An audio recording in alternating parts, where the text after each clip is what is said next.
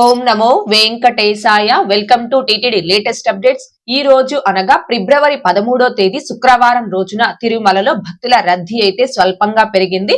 300 రూపాయల ప్రత్యేక ప్రవేశ దర్శనం టికెట్స్ ను కావచ్చు, 500 రూపాయల వర్చువల్ సేవా దర్శనం టికెట్స్ ను కావచ్చు కలిగి ఉన్న భక్తులకి ఈ రోజు దర్శనం పూర్తవ్వడానికి సుమారుగా 3 నుంచి 4 గంటల సమయం పట్టే అవకాశం ఉంది. అలాగే తిరుపతి ఆఫ్లైన్ ఎస్ఎస్డి టోకన్స్ కావచ్చు, శ్రీవారి మెట్టు మార్గం దివ్య దర్శనం టోకన్స్ ను కావచ్చు కలిగి ఉన్న భక్తులకి ఈ రోజు దర్శనం పూర్తవ్వడానికి సుమారుగా 3 నుంచి 5 గంటల సమయం పట్టే అవకాశం ఉంది.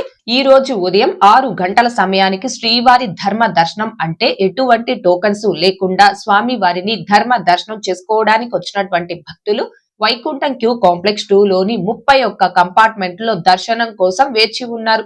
ఇలా వేచి ఉన్నటువంటి భక్తులకే దర్శనం పూర్తవ్వడానికి సుమారుగా 8 గంటల సమయం పట్టే అవకాశం ఉంది.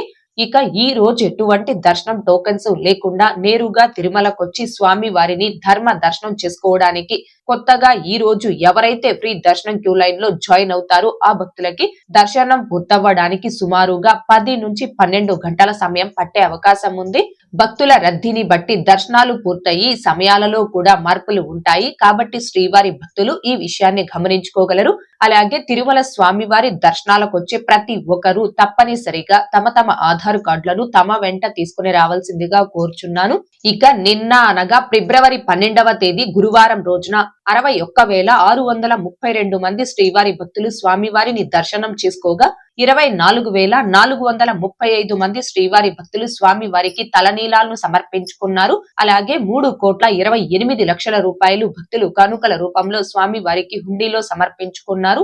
ఓకే అండి, ఈ రోజు అనగా ఫిబ్రవరి 13వ తేదీ శుక్రవారం రోజున తిరుమలలో భక్తుల రద్దీ అయితే స్వల్పంగా పెరిగింది. తిరుమల తిరుపతి దేవస్థానాలకు సంబంధించి మరింత సమాచారం కోసం మన ఛానల్ ని సబ్స్క్రైబ్ చేసుకుని రెగ్యులర్ గా ఫాలో అవ్వగలరు. అండ్ మన ఛానల్లోని వీడియోస్ ని తప్పకుండా లైక్ చేసి షేర్ చేయవలసిందిగా కోరుచున్నాను.